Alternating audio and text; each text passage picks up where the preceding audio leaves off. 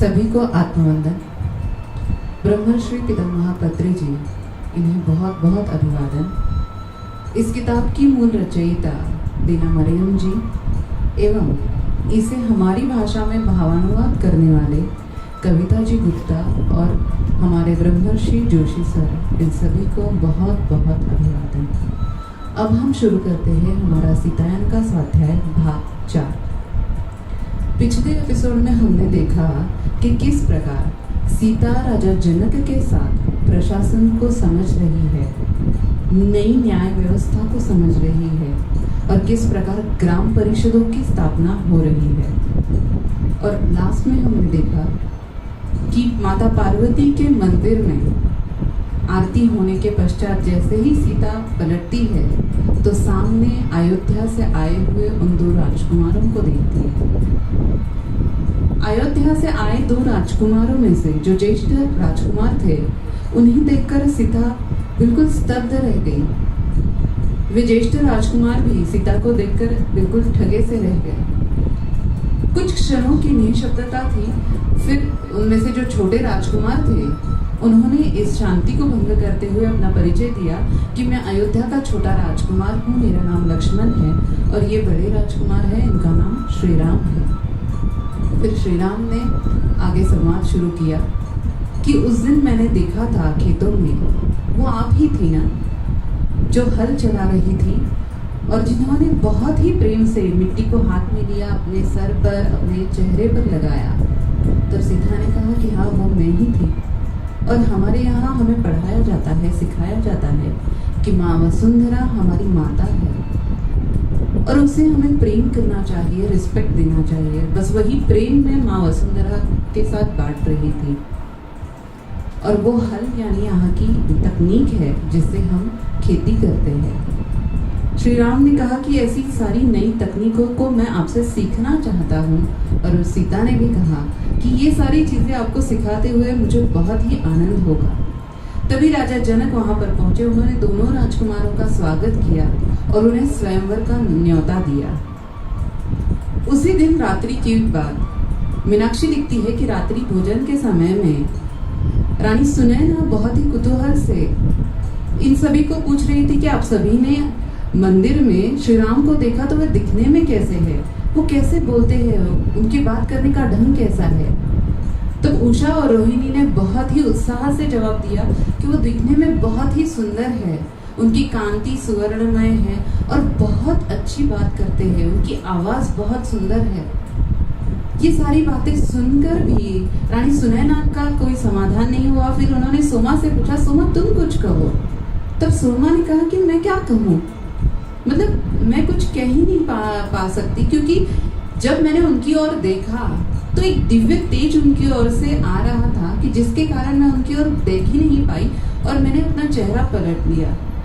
तब सीता ने कहा कि तुम्हें देखना चाहिए था, उस प्रकाश की ओर तुम्हें देखना चाहिए था, तो तुम उनके दिव्यत्व को जान पाती, तुम उनके दिव्य स्वरूप को जान पाती। तब सोमा ने कहा कि हाँ, उनका बाह्य रूप तो जैसा उषा और रोहिणी ने कहा वैसा ही है, लेकिन उनकी दिव्यता विशेष है और वो इतने सहज बोलते हैं मानो वो पहली बार ना मिले हो, सहज ही उनसे प्रेम हो जाए, इतने अच्छे से वो बात करते हैं। तो सीता ने कहा कि हाँ माता, जितने व्यक्ति उन्हें उनकी तरफ देखने के स्वरूप अलग होंगे, सभी उन्हें अपने नजरिए से देखेंगे, सभी उनमें कुछ अलग ही ढूंढेंगे। कदाचित तुम भी उनमें कुछ और नया पा जाओ, तो जब तुम मिलोगी तुम स्वतः ये अनुभव लेना। उसके पश्चात रानी सुनैना थोड़ी सी चिंतित है, क्योंकि स्वयंवर की जो कंडीशन है वो है शिव धनुष्य उठाने की। तो रानी सुनैना कहती है कि पता नहीं ये शिव धनुष्य को कौन उठा पाएगा। तब सीता कहती है कि माता, शिव धनुष्य उठाना ये कोई बड़ी बात नहीं है, ये तो मैंने बचपन में ही किया था। शिव धनुष्य सभी को पता था कि परशुराम ने स्वयं जनक परिवार को सौंपा था उसकी सुरक्षा के लिए। शिव धनुष्य अद्वितीय शक्तियों से परिपूर्ण था, यह हर कोई जानता था, लेकिन इसका दुरुपयोग न हो सके ये केवल जनक परिवार ही कर सकता था। इसीलिए उसकी सुरक्षा के लिए एवं उसकी पवित्रता बनाए रखने के लिए उसे जनक परिवार को सौंपा गया था। और वो जब वहां पर रखा गया तब से वो वैसा ही था, क्योंकि कोई उसे हिला तक नहीं पाया था। और बचपन में तकरीबन 3-4 साल की होगी सीता, खेलते खेलते उसकी गेंद वहां पर चली गई, तो गेंद उठाने के लिए उसने सहज ही शिव धनुष उठा लिया, अपनी गेंद उठा ली और चली गई, मानो कोई छोटी सी चीज, छोटी सी लकड़ी का टुकड़ा वहां पर होगा और उसने उठा लिया। इतनी सहजता से उसने उठाया। तो सीता ने कहा कि बचपन में मैं ये कर चुकी हूँ माता। शिव धनुष्य उठाना कोई बड़ी बात नहीं, क्योंकि शिव धनुष्य केवल वही उठा सकता है जिसे महादेव की मर्जी प्राप्त हो। और अब भी ये शिव धनुष्य वही उठा पाएगा जिसे महादेव की मर्जी प्राप्त होगी। और यही योजना है मेरे लिए योग्य वर और उस व्यक्ति को ढूंढने की जो मेरे लिए इस धरती पर आए हैं। ये बात सुनकर जनक राजा को बहुत ही खुशी हुई कि मैंने ये बात कभी सीता को बताई नहीं, समझाई नहीं, लेकिन फिर भी ये स्वयं इस बात को जानती है। इस बात को जानकर उन्हें बहुत ही आनंद हुआ। फिर आगे स्वयंवर की तैयारियां चल रही है। नगरी में बहुत सारे राजकुमार, राजाए आदि आ चुके हैं और स्वयंवर का दिन। स्वयंवर के दिन एक एक राजा आकर शिव धनुष को उठाने का प्रयास कर रहे हैं, लेकिन कोई भी उठा नहीं पा रहा है। मीनाक्षी कहती कि हम सभी, यानी मैं, उषा, रानी सुनैना, उर्मिला, सभी हम लोग बहुत ही ज्यादा टेंशन में थे कि कोई श्री राम के अलावा कोई दूसरा इसे ना उठा ले। लेकिन माता समभाव में थी, उनके चेहरे पर किसी भी तरह के भाव नहीं थे, वे एकदम समभाव में थी। और जब श्री राम आगे आए और उन्होंने सहजता से शिव धनुष को उठा लिया, तो ये निश्चित हो गया कि श्री राम ही माता सीता के पति होंगे। लेकिन फिर भी श्री राम ने एक दिन का अवसर दिया, क्योंकि श्री राम ये मानते थे कि स्त्री कोई जीतने की चीज नहीं है। इसलिए उन्होंने माता को एक दिन का समय दिया कि स्वयंवर का भले ही निर्णय हो चुका है, लेकिन फिर भी मैं आपको स्वीकार हूं या नहीं, ये निर्णय आपका है, ये अधिकार आपका है, और ये आप मुझे कल सुबह तक बताइए। यदि आपको मैं स्वीकार हूं तो फिर हम विवाह के लिए आगे बढ़ेंगे। अगले दिन सुबह श्री राम और लक्ष्मण पुनः पधारे और उन्हें पता चल गया कि सीता की हाँ है। तब भोजन के वक्त जो संवाद हुआ वो बाद में एक सेवक ने इन सभी को बताया कि राजा जनक ने श्री राम और लक्ष्मण से कहा कि बहुत अच्छा हुआ कि आप स्वयंवर के समय ही मिथिला में पहुंच पाए, क्योंकि वे स्वयंवर के लिए नहीं आए थे, ना ही उन्हें स्वयंवर का न्योता उन तक पहुंचा था, क्योंकि वे तो रास्ते में थे। वो ऋषि विश्वामित्र के साथ उनकी सहायता करने के लिए निकले थे। जहां रास्ते में उन्होंने ताड़का का वध किया था, फिर अहिल्या का उद्धार किया था, और फिर वो शिव धनुष के दर्शन के हेतु से मिथिला नगरी में पधारे थे। और सहज ही स्वयंवर का न्योता उन्हें दिया गया राजा जनक द्वारा, और उन्होंने स्वयंवर में भाग लिया। तब श्री राम ने कहा कि ये कोई अकस्मात नहीं था, ये योजना थी, ये प्री डिसाइडेड ही था। फिर उन्होंने आगे कहा कि ताड़का का वध, ताड़का के साथ युद्ध बहुत ही भीषण था, बहुत ही भयानक था, क्योंकि ताड़का एक स्त्री थी और एक स्त्री की हत्या करना मेरे मन के लिए वो बहुत ही ज्यादा कठिन कार्य था।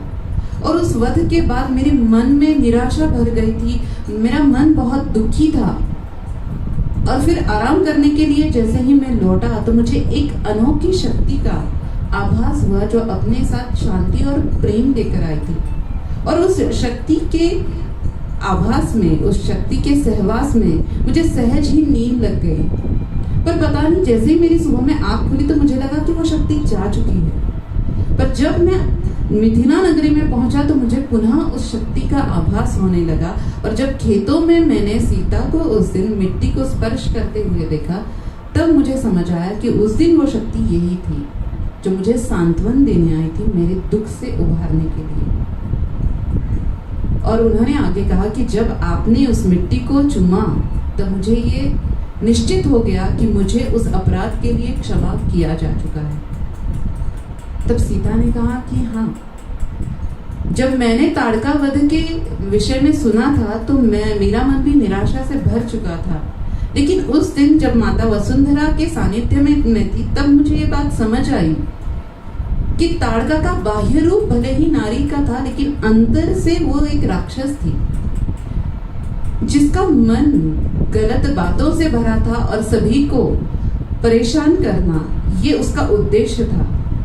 और आपने जो कार्य किया वो मानव जाति के लिए बहुत ही योग्य था। इसलिए मेरे मन में उस समय जब माता वसुंधरा के निकट में थी उस समय वो बात निकल गई और मैंने धन्यवाद देने हेतु माता वसुंधरा को अपने मस्तक पर लगाया और उन्हें चुना। तब श्री राम ने कहा, किंतु मुझे लगता है कि ये केवल शुरुआत है, ऐसे कई युद्ध आगे होने हैं जिसके लिए हमें काफी तैयार रहना होगा। इतना कहकर वो सेवक रुक गया। तो मीनाक्षी ने कहा, पर ऐसे भविष्य के बारे में तो मैंने सोचा ही नहीं। मैंने तो माता के लिए सुख आनंद पूर्ण भविष्य देखा है श्री राम के साथ, और यदि ऐसा होना है तो ऐसा ना हो तो ही अच्छा है। तब सोमा ने कहा कि तुम्हें श्री राम पर भरोसा रखना चाहिए, क्योंकि श्री राम जो भी करेंगे वो अच्छा करेंगे और उन्हें हमारी माता ने चुना है, तो जो भी होगा वो सही होगा, इसलिए तुम निश्चिंत रहो। फिर विवाह की तैयारियां चल रही है। अयोध्या से काफी सारे मान्यवर वहां पर आए हैं और विवाह की घड़ी। ये विवाह यानी दो व्यक्तियों का विवाह नहीं था, दो भिन्न संस्कृतियों का विवाह था। जनकपुरी मिथिला नगरी ज्ञान का पीठ थी एवं अयोध्या शक्ति का पीठ। ज्ञान और शक्ति का ये मिलन था। ज्ञान और शक्ति, जहां पर इन दोनों को मिलकर भविष्य में काफी अच्छे कार्य करने थे। ऐसे इस सुंदर विवाह का वर्णन देना मरियम जी ने बहुत सुंदर किया है कि ये एक इटर्नल वेडिंग थी। ये एक दैविक विवाह था जिसमें केवल धरती के लोग ही नहीं बल्कि एस्ट्रल लोग भी वहां पर मौजूद थे। इतना सुंदर वो विवाह का समारोह था, उसका वर्णन उन्होंने बहुत ही सुंदर किया है। फिर आगे मीनाक्षी लिखती है, यहाँ पर मीनाक्षी यानी देना मरियम जी का एक इंटरव्यू में उन्हें पूछा गया कि उस विवाह को आपने स्वयं अपनी आंखों से देखा है, मतलब उन्हें विजन आते थे तो उसमें उन्होंने देखा था, तो आपको कैसा फील हुआ जब वो विवाह हो रहा था? तो उन्होंने कहा कि वो बहुत ही दैविक और अनोखा विवाह था, किंतु उस समय श्री राम को देखकर मेरे मन में भी कदाचित वही भाव थे जो माता सीता के मन में थे। मेरा मन भी इतना प्रेम से ओतप्रोत हो रहा था। वो प्रसंग ही ऐसा था कि उस विवाह में आया हुआ प्रत्येक व्यक्ति अपने आप को प्रेम से परिपूर्ण पा रहा था। संपूर्ण धरती उस समय प्रेम से भरी हुई नजर आ रही थी। ऐसा अनुभव उन्होंने अपना शेयर किया था। फिर आगे मीनाक्षी लिखती है कि ये सारा समारोह होने के बाद हम माता की तैयारियों में लग गए थे और श्री राम जो है वो राजा जनक से शासन से रिलेटेड काफी सारी बातें सीख रहे थे। उन्होंने सारी बातें सीखी कि किस प्रकार प्रजा के साथ राजा का व्यवहार होना चाहिए। राजा जनक ने उन्हें सिखाया कि राजा का परिवार केवल उसका निजी परिवार नहीं होता है, बल्कि संपूर्ण प्रजा ही उनका परिवार होता है और अपने परिवार के प्रत्येक व्यक्ति के सुख के बारे में, उसके हित के बारे में सोचना ये राजा का कर्तव्य होता है। ये बात जनक राजा ने श्री राम को सिखाई और उन्होंने ये भी सिखाया कि भविष्य के लिए हमें नई न्याय व्यवस्था ढूंढनी जरूरी है, नई न्याय व्यवस्था का अवलंबन करना जरूरी है। इसलिए उन्होंने ग्राम परिषद जो सीता और राजा जनक ने शुरू की थी, अवलंबित की थी अपने राज्य में, वो दिखाई। इसके लिए श्री राम राजा जनक एवं सीता के साथ गांव-गांव घूमे। उन्होंने इन सभी का अनुभव दिया कि ये किस तरह से समायोजित की जा रही है। और फिर विदाई का समय मीनाक्षी कहती है कि इन सारे इसमें सबसे ज्यादा दुख इस बात का था कि अब इसके बाद माता कदाचित पुनः मिल पाएगी या नहीं। ये अंतिम समय है, अंतिम दिन है कि जब हम माता के साथ रह सकते हैं। तब जाने से पहले, एक दिन पहले माता ने उषा, रोहिणी, सोमा और मीनाक्षी इन चारों को कहा कि मैं तुमसे जंगल में, तुम्हारे साथ जंगल में जाना चाहती हूँ। ये चारों ही जंगल में सीता के साथ गई, तो मीनाक्षी ने कहा कि मेरे मन में इस तरह से चल रहा था कि कदाचित माता ये कहना चाह रही हो कि जब मेरा विवाह हो जाएगा तब पीछे केवल रानी सुनैना ही रह जाएगी, क्योंकि राजा जनक ने तो पहले ही डिसाइड कर लिया था कि जैसे ही सीता का विवाह हो जाएगा वो अपनी आत्म यात्रा पर निकल चलेंगे और ज्यादा से ज्यादा समय ध्यान और आत्मा आराधना में व्यतीत करेंगे। और उर्मिला का भी विवाह सीता के साथ ही उनके श्री राम के छोटे भाई लक्ष्मण के साथ हो चुका था, तो अब केवल रानी सुनैना ही बची थी। तो मीनाक्षी को लगा कदाचित ये कहने वाली है सीता कि तुम उनका बहुत ध्यान रखना। तब सीता ने संपूर्ण जंगल वो घूमी, हर एक पेड़ को हाथ लगाया प्रेम से, हर एक जीव जंतु छोटे छोटे पशु को उन्होंने हाथ लगाया प्रेम से, बहुत प्रेम से। और तब उन्होंने सबसे कहा कि इस प्रेम को मैं अपने साथ ले जाना चाहती हूँ, मिथिला की इस हर एक चीज को, इन जंगलों को मैं हमेशा अपने साथ रखना चाहती हूँ और ये हमेशा मेरे जीवन का एक अंग रहेंगे, क्योंकि इनसे मैंने बहुत कुछ सीखा है। इन्होंने मुझे बहुत प्रेम दिया है, बहुत सारी बातें सिखाई है। फिर आगे उन्होंने कहा मिथिला को अपने में जीवंत रखने के लिए मैं चाहती हूँ कि आप चारों मेरे साथ अयोध्या में आओ। मैंने श्री राम से परमिशन ले ली है और बाबा जनक से भी मैंने बात कर ली है, तो अब आप मुझे अपनी इच्छा बताओ कि क्या आप मेरे साथ आना चाहती हो। सुमा ने तो तुरंत कह दिया कि माता जहां आप वहां मैं। उषा और रोहिणी ने भी हाँ में ही जवाब दिया कि माता हम तो भाग्यशाली है कि आपकी सेवा करने का हमें मौका मिलेगा और आपके साथ आने का मौका मिलेगा। मीनाक्षी के आंखों में आंसू आ गए। मीनाक्षी ने कहा कि माता मेरे जैसी अभागी, शापित और वृद्धा को आप अपने साथ ले जाएंगी, क्योंकि मीनाक्षी की उम्र तकरीबन 55 से 60 के करीब है। मैंने सोचा ही नहीं कि आप मुझे अपने साथ ले जाएंगे। तो माता मतलब नहीं कहने का तो सवाल ही नहीं उठता, मैं आपके साथ ही हूँ। फिर सीता ने कहा कि लेकिन सुनिश्चित करना कि तुम निकलते वक्त किरण से जरूर मिलो।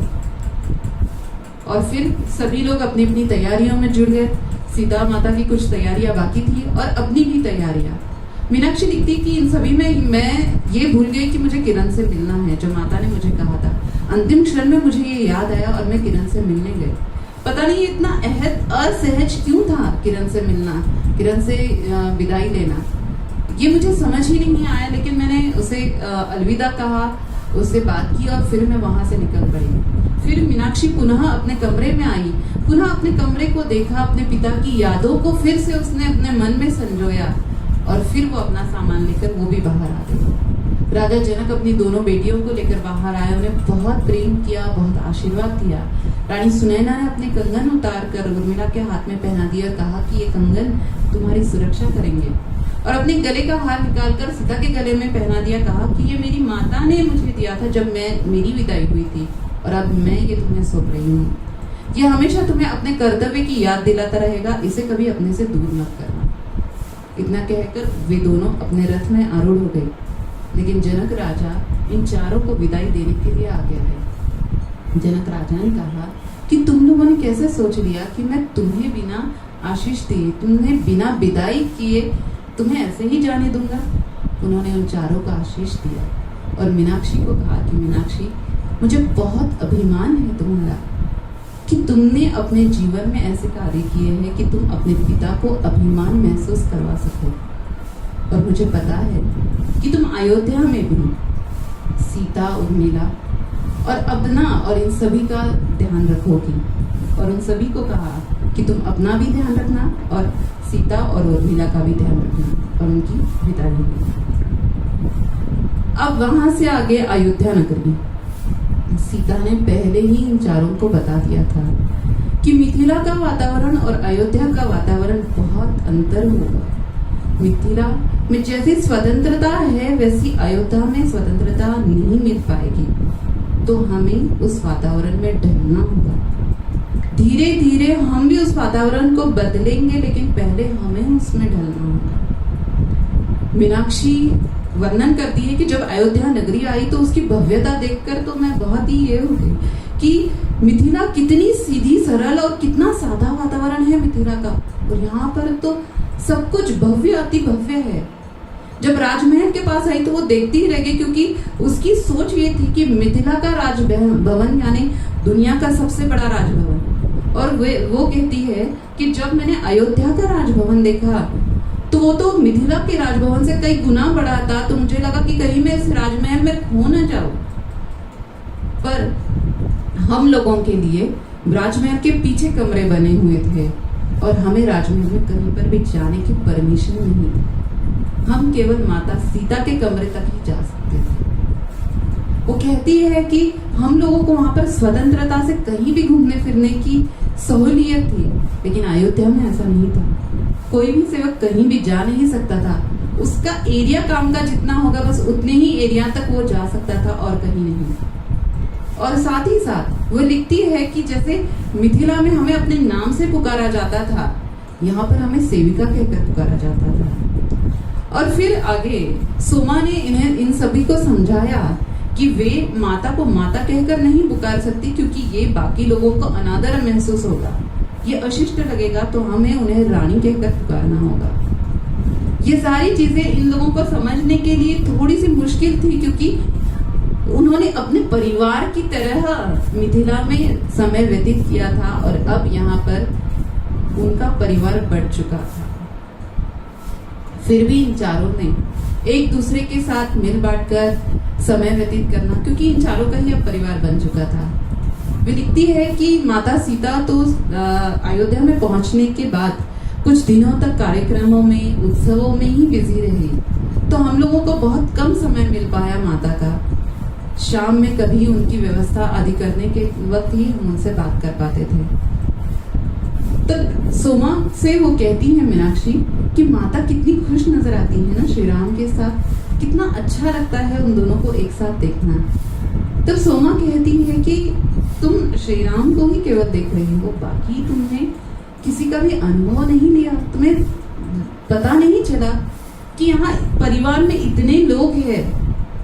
दिखता है कि बहुत सारा प्रेम है इन लोगों में, लेकिन वो प्रेम प्रदर्शन सा लगता है, पता नहीं क्यों। ऐसा क्यों लगता है कि यह सब दिखावा है, रियलिटी नहीं लगती है इनके प्रेम में, पता नहीं क्यों। और रानी कहकई तो ऐसा लगता है कि कुछ अलग ही विचारों में है, ये समझ नहीं आता है। ये सारी बातें मीनाक्षी ने कभी ऑब्जर्व ही नहीं की थी, ये सोमा थी कि जिसने ये सारी बातें ऑब्जर्व की थी।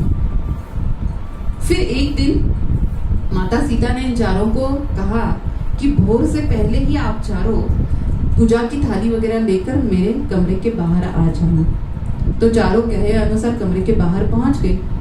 देखा तो माता दासी के वेश में थी और उन्होंने भी घूंघट ओढ़ लिया था चेहरे पर, और उन्होंने कहा कि चलो जल्दी हमें नदी पर जाना है। महल के पिछले दरवाजे से वो नदी पर गई शरयू नदी पर। उन्होंने कहा कि शरयू नदी से तो मैं मिली ही नहीं यहाँ पर आने के पश्चात, और मुझे शरयू नदी ने सपने में आकर बुलावा दिया कि सीता तुम मुझसे मिलने के लिए आओ, इसलिए हमारा यहाँ पर आना अनिवार्य था। फिर उन्होंने शरयू नदी की पूजा आदि की और फिर वो नदी में उतरी और वहां पर बहुत खेली, बहुत मतलब दिल से जैसे स्वतंत्रता मिली हो, बहुत खेली, बहुत खुश हुई। जैसे ही दिन खुला वो सभी पुनः महल में लौट गई। श्री राम कमरे के दरवाजे पर ही थे और वे हंसने लगे सीता को देखकर। फिर मीनाक्षी लिखती है कि हमने उन्हें अकेले छोड़ दिया। फिर कुछ दिनों पश्चात श्री राम ने वन प्रयाण का आयोजन किया कि जहाँ पर सीता और वे वनों में घूमने के लिए गए। वहां पर जाने के बाद सीता ने कहा कि रथ में घूमना यानी वनों में क्या जाना, यदि वनों का अनुभव लेना है तो नंगे पैर वनों में घूमना है। तो वो तभी वहां से उतरी, उन्होंने नंगे पैर वो दौड़ती गई वनों में, परंतु वह तुरंत लौट आई और बहुत निराश थी। सोमा उनके साथ थी। उन्होंने सोमा से कहा कि यहाँ पर मानव का अतिक्रमण बहुत ज्यादा बढ़ चुका है। यहाँ पर जैसे मिथिला में संतुलन था वनों और नगर में, ऐसा यहाँ पर नहीं है। मानव ने बहुत अतिक्रमण बढ़ा लिया है और इस संतुलन को बनाने का प्रयास हमें ही करना होगा। लेकिन जिस प्रकार मिथिला में सीता को अपनी बात रखने की स्वतंत्रता थी, यहाँ पर नहीं थी। यहाँ पर वो अपनी बात इतनी सहजता से सबके आगे नहीं रख पाती थी। इसलिए उसे पता था कि इन सब चीजों को ठीक करने में काफी समय लगेगा। उसके पश्चात कुछ दिनों बाद राजा दशरथ की तबीयत कुछ ठीक नहीं थी। सीता ने अपनी जड़ी बूटियां आदि बहुत सारे उपचार किए, लेकिन फिर भी उनकी तबीयत ठीक नहीं हुई। तब प्रजा का ये एक्सपेक्टेशन था कि अब श्री राम का राज्याभिषेक किया जाए। राज्याभिषेक की तैयारियां भी शुरू हुई। राज्याभिषेक का दिन और अगले दिन रात्रि में कैकेयी को दिए हुए 2 वर कैकेयी ने दशरथ से मांग लिए, राजा दशरथ से मांग लिए। पहला वर उन्होंने इस प्रकार मांगा कि श्री राम की जगह उनके पुत्र भरत का राज्याभिषेक किया जाए, और दूसरा वर ये मांगा कि श्री राम को 14 साल का वनवास घोषित किया जाए।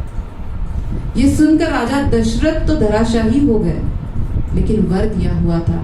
श्री राम ने तुरंत इसको मान्य कर लिया। सीता ने भी अपनी सहमति जताई और सीता ने भी कहा कि जहां राम वहां सीता, इसलिए मैं भी मतलब उनसे अलग रहकर तो मैं यहाँ रह ही नहीं पाऊंगी। और उन्होंने रानी कौशल्या से कहा कि माता मैं भी इनके साथ वनों में जाऊंगी। तब कौशल्या रानी ने कहा कि यदि राजा जनक आएंगे तो हम उन्हें क्या उत्तर देंगे? मैं क्या कहूंगी कि उनकी फूल सी बेटी को मैंने वनों में छोड़ दिया, वनों में जाने दिया। तब उन्होंने कहा सीता ने कि मैंने पहले ही बाबा से पूछ लिया है। कौशल्या ने पूछा कि लेकिन तुम्हारे पिताजी कब आए? तुमने उनसे कब पूछा? उन्होंने कहा कि मुझे और मेरे पिताजी को किसी भी शारीरिक भेंट की आवश्यकता नहीं है। मैंने उनसे परमिशन ले ली है और उनका भी यही मानना है कि मुझे श्री राम के साथ जाना चाहिए, और इसलिए मैं उनके साथ जाऊंगी। उस रात्रि सीता ने इन चारों को बुलाया अपने पास और उन्हें इस बात की खबर दी। चारों के मन में तो जैसे पत्थर गिर गया था। ये बात सुनकर सोमा तुरंत माता फिर मैं तैयारी कर लेती हूँ। सीता ने कहा कि रुक जाओ सोमा, इस बार कोई मेरे साथ नहीं आने वाला, केवल हमें ही जाना है। सोमा भी बहुत दुखी हो गई। फिर सीता ने कहा कि तुम चारों को यही रुक कर मेरा महत्वपूर्ण कार्य करना है। मेरे जाने के पश्चात भी तुम्हें मेरी उपस्थिति यहाँ पर बनाए रखनी है। तुम आज जैसे कार्य करती हो, मेरी सारी तैयारियां करती हो, तुम्हें वैसे ही करना है मेरे जाने के बाद। यही समझकर कि जैसे मैं यहाँ पर उपस्थित हूँ, हर एक तैयारी वैसे ही करना है। मीनाक्षी इस बात को समझ ही नहीं पाई। सोमा ने कहा कि ठीक है माता, लेकिन फिर हम क्या करेंगे दिन भर? फिर वहां पर एक छोटा सा भगवान का छोटा सा घर बना हुआ था, तो वहां पर सीता गई। उन्होंने एक कटोरा हाथ में लिया, उस पे ऊपर हाथ में रख कर उन्होंने कुछ मंत्रोच्चार किया। उनके शरीर से एक प्रकाश पुंज निकला और उस कटोरे में समा गया। उन्होंने कहा कि इस प्रकाश पुंज, इस ज्योति की सुरक्षा करना अब ये तुम चारों का कार्य है। उन्होंने एक मंत्र उन चारों को बताया। इस मंत्र का उच्चार तुम्हें करना है हमेशा और इस ज्योति की सुरक्षा करना है। ये ज्योति इस महल में आए हुए हर आपत्ति को दूर रखेगी, क्योंकि मेरे और श्री राम के जाने के बाद यहाँ पर गलत बातें और गलत चीजें उत्पन्न होने की चांसेस है।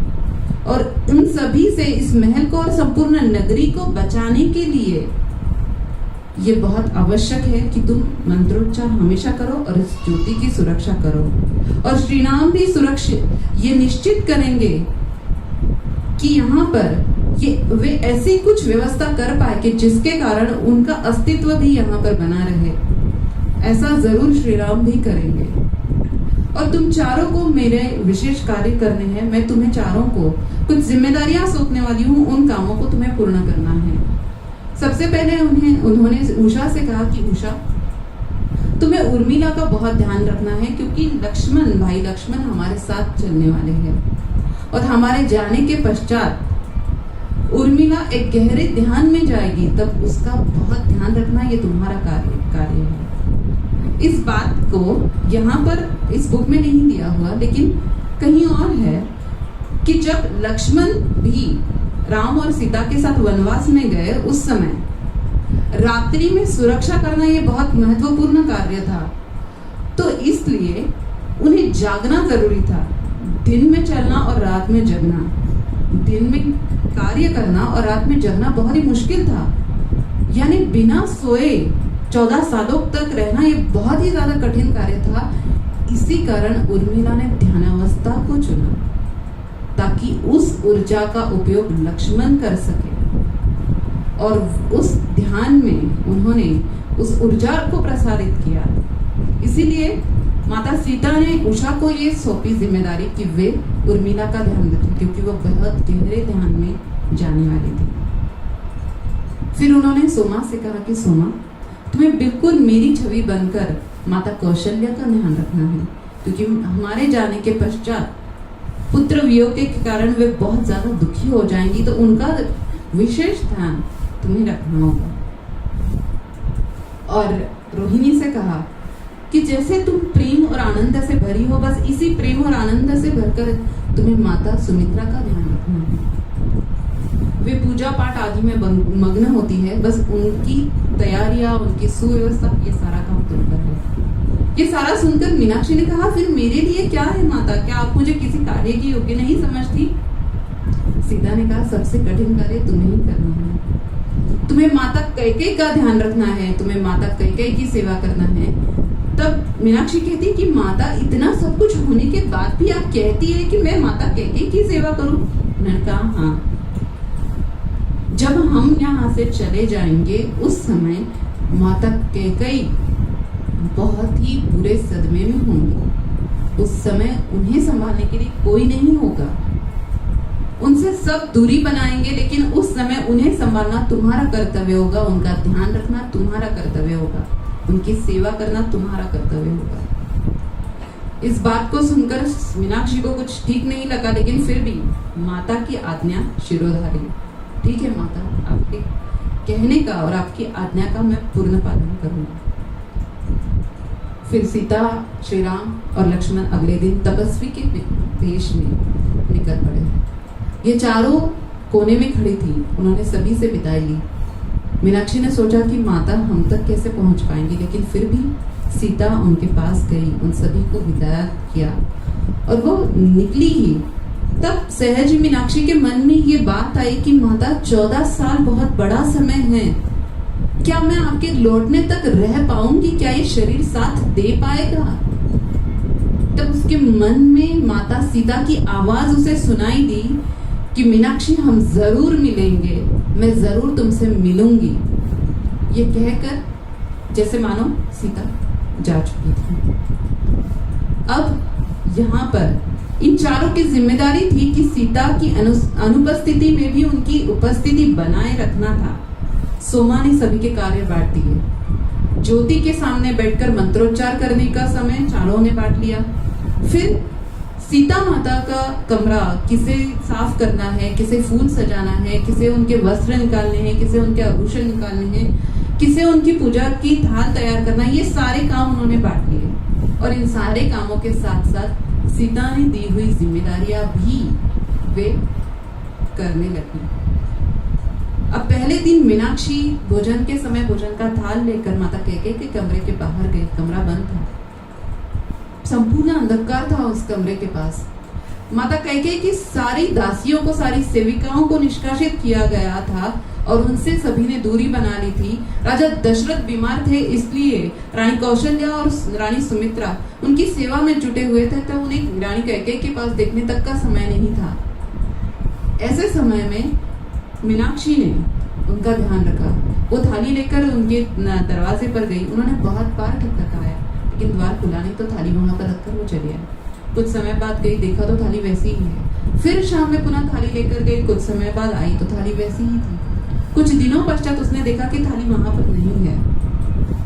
फिर वो रोज सुबह शाम अपनी रूटीन की तरह थाली लेकर जाती रही। फिर शाम को खाली थाली लेकर आकर दूसरी थाली रखती रही। इस प्रकार एक दिन फिर उसने देखा कि दरवाजा थोड़ा सा खुला है, तो वो अंदर गई। उसने मेज पर थाल रखी, उसने अंदर का जो वातावरण देखा, उसके मन में जो कैकेयी के प्रति, रानी कैकेयी के प्रति जो भाव थे वो पूर्णतः जा चुके थे और प्रेम के भाव उसके मन में उत्पन्न हो चुके। वहां वो कमरा पूर्ण अंधकार से भरा हुआ था, सारी चीजें तितर बितर फैली हुई थी। और रानी कैकेयी का हाल वो लिखती है कि बाल खुले, कपड़े मानो कैसे उस कमरे से दुर्गंध आ रही थी। और रानी कैकेयी तो मानो पता नहीं कितने दिनों से नहाई नहीं थी। ऐसे ही यह हाल में वो अपने बिस्तर पर पड़ी हुई थी। उसने थाल रखी, तब रानी कैकेयी को समझ आया कि कोई आया है। उन्होंने पूछा कि क्या तुम वही हो जो रोज मेरे कमरे के बाहर भोजन की थाल रखती थी? उसने हाँ में सर हिलाया और नजर नीचे झुका दी, क्योंकि अयोध्या का रूल था कि आप अपनी रानी के सामने बात नहीं कर सकते हो। फिर भी उसने हिम्मत जुटाकर और फिर आगे वहीं पर वो खड़ी रही। फिर रानी कैकेयी ने पूछा कि तुम कौन हो, मैंने तुम्हें नहीं पहचाना।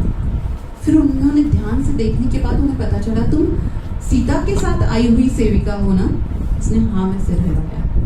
उसने पूछा क्या तुम्हें पता नहीं कि तुम्हारी रानी आज वनों में किसके कारण है?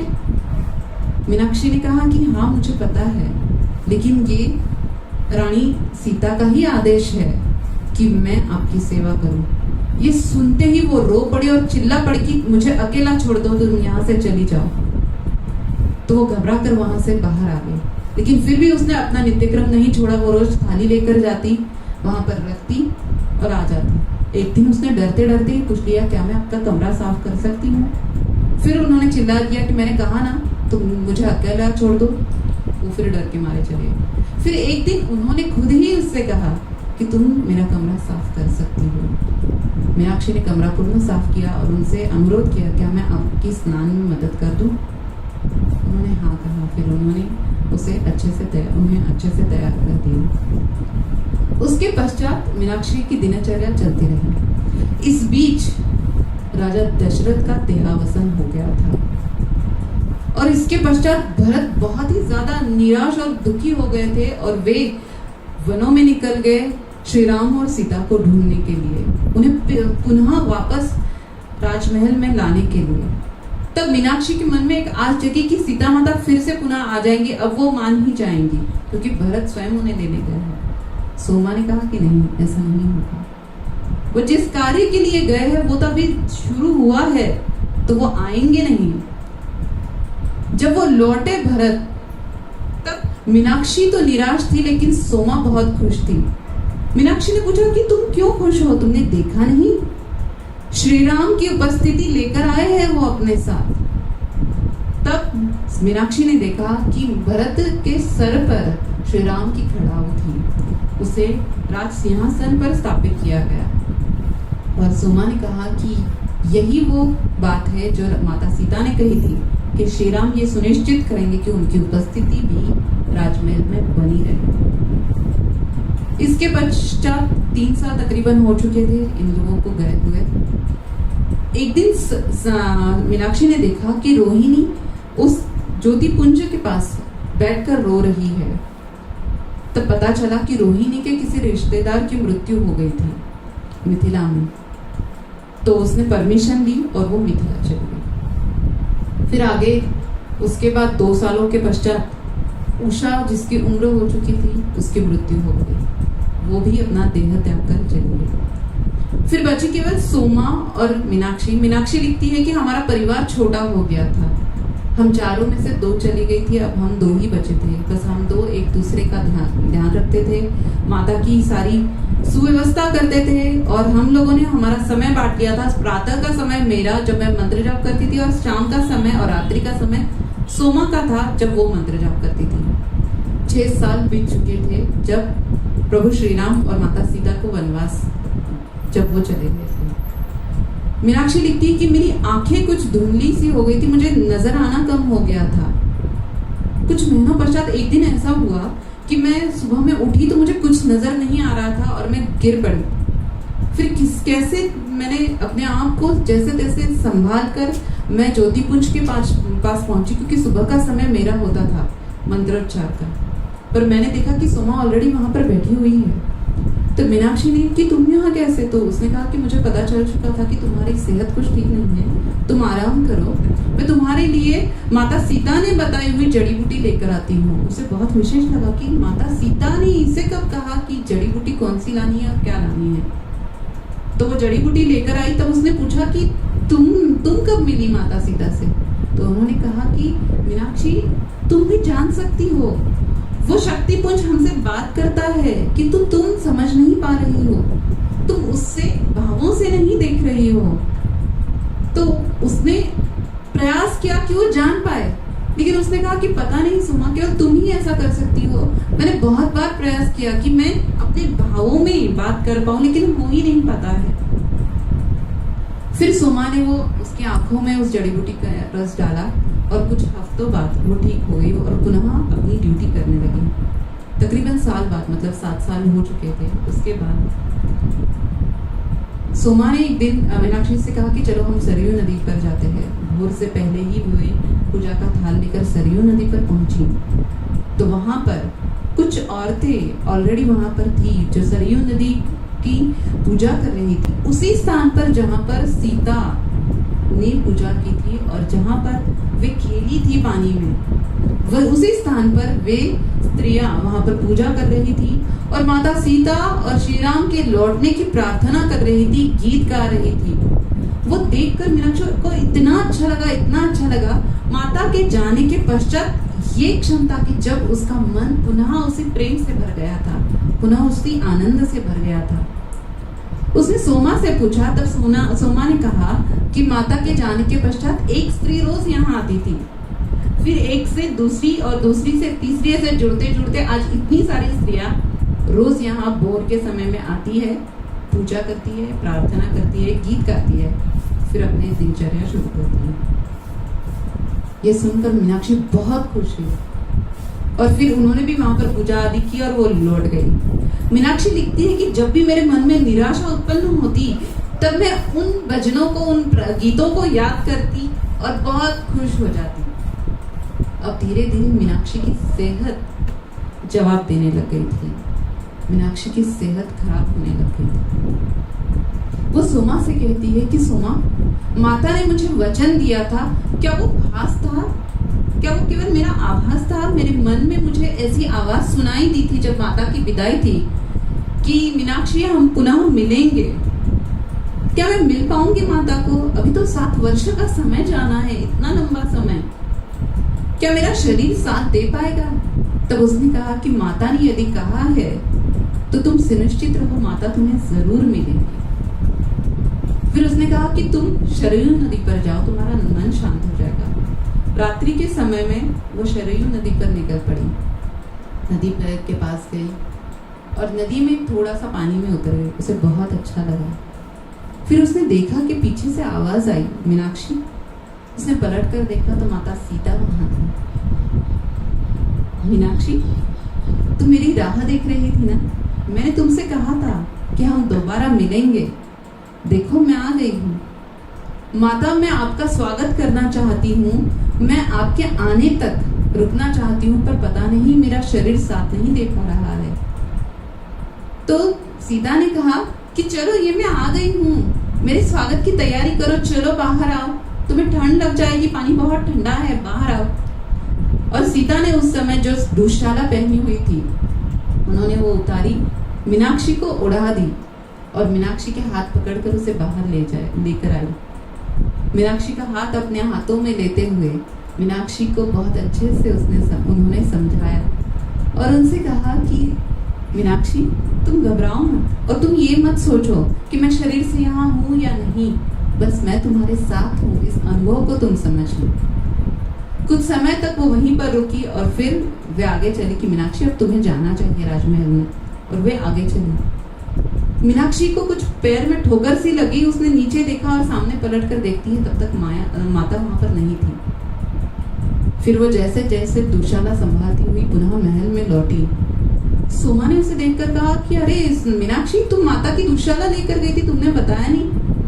मीनाक्षी ने कहा, मैं ऐसा दुस्साहस नहीं कर सकती कि मैं माता की दुशाला लेकर जाऊं, ये तो माता ने मुझे उड़ाई है। तो उसने कहा कि चलो मेरे साथ। आज कमरे में मैंने शाम के वक्त माता के ऊपर यही दुशाला पलंग के ऊपर रखी थी माता के लिए।